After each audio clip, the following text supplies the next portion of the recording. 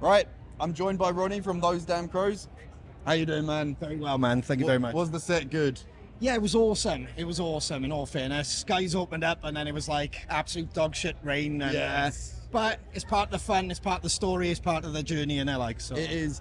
So I saw you guys as we were coming past and I was like, gotta work. Yeah. But you know what? I've seen you many times and you're a great band live, so it's great to have you here at Thank you Download, very much. know what I mean? Thank you very much. So this time we're gonna go with a segment called All the Fun of the Festival. So this is just festival-based questions.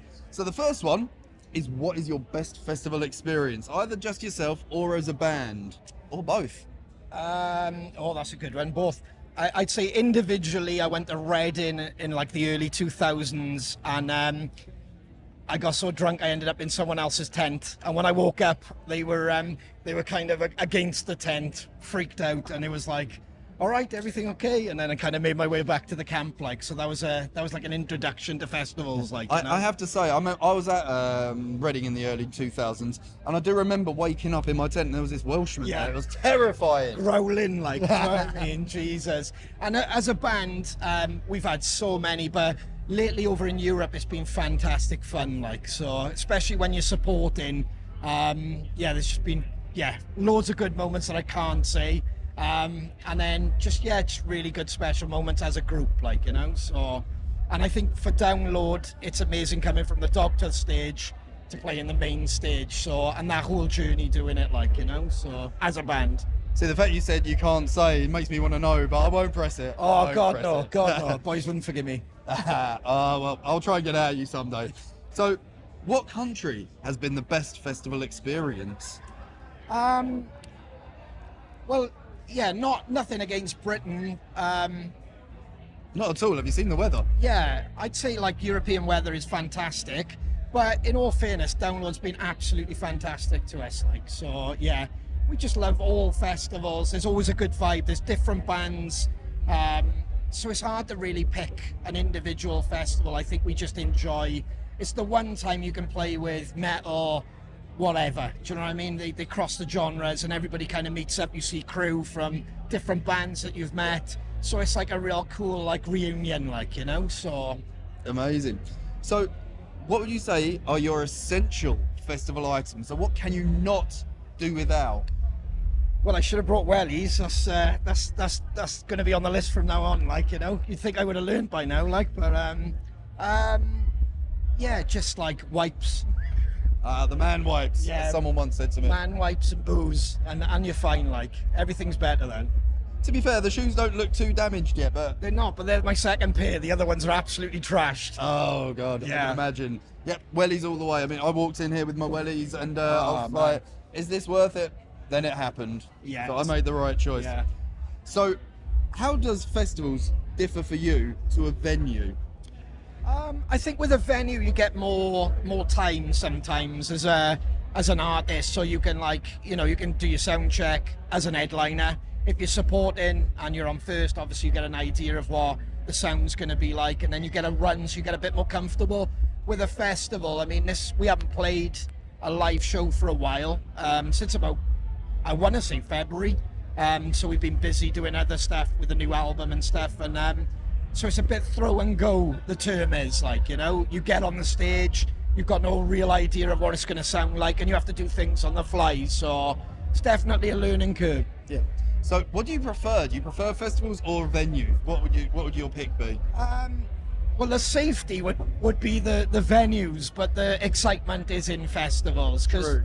like I said, you just never know what's going to happen. We had pyros, we had CO2, we had the loco in today, and it was just fanatic. I was like, someone's going to get burnt, and I've got like really good seats to watch. It was mad, like, you know, so. Sounds like you're a bit of a sadist, like someone's going to get burned. Let's know. watch. Well, I had it's the best and the worst seat, because if something happens, what do I do? Like, because I can obviously see it, so do I go and help them, or do you just carry on? And you could see the wind bending the fire, and it was just like, there's a few times where I was watching Shane and I was like, oh my God, like, so yeah, there's no, you can't predict that, where at least in a venue, you can kind of orchestrate, you can rehearse it and stuff, like, you know, True. so, yeah, man.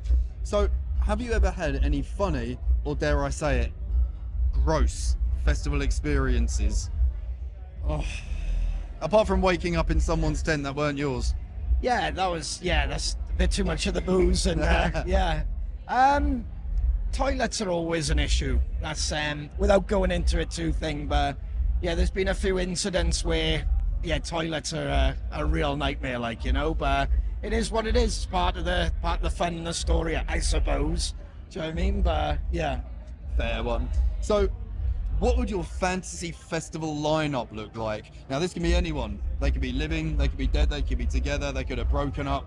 And where would you play on that bill? So you could have like Black Sabbath playing underneath you if you wanted. That's a daring, bold move, but well, I don't think, like, I won't go as far as saying we'll headline or anything, but I'd say we'd open it up, Crowfest 2025, and then I'd have bands like The Police. I would have AC/DC, Aerosmith. I would probably have the Foo Fighters, Nirvana, Queens of the Stone Age. It's got to be bands I'm leaving out here. And then I'd let them like do a raffle, so they decide who's going to headline, like. So nobody really knows their slot, like, do you know what I mean? So, that would be quite interesting. Like, you imagine like Aerosmith opening a set. like a tumbler, like, backstage, do you know what I mean? So they're like, oh, you're up next. How about put it to the public vote? That'd be epic. There we go. That's epic. There we Like, go. that is epic. Crowfest, you're putting it to the public vote. Yeah. I want to see Crowfest now. Make it happen. Well, please. yeah, it'd be Juggernaut, definitely a Juggernaut festival. But yeah, all the classics, 90s boys, and yeah. So, what vital items do you have on your rider, or what would you love to have if you could have anything in the world? But what's your vital item, and then anything you could have? Honestly, for me personally, it's a banana. There's a whole table of bananas. Man, I'm looking around you like it's awesome. But yeah, a banana is normally like key. Because about half hour before I go on, I like a banana. Like, Fair enough. So, Someone get the man a banana. I know. It's become a habit. It's like kind of like football, you know, when you're like used to a tradition. So yeah, that's kind of it. What would I like on the rider? Oh, good red wine, shit hot cigars. You know, yeah, that kind of vibe. You're creating this weird sort of gentleman's club thing going on. Like, Yeah. and for rock stars. Good craft beer.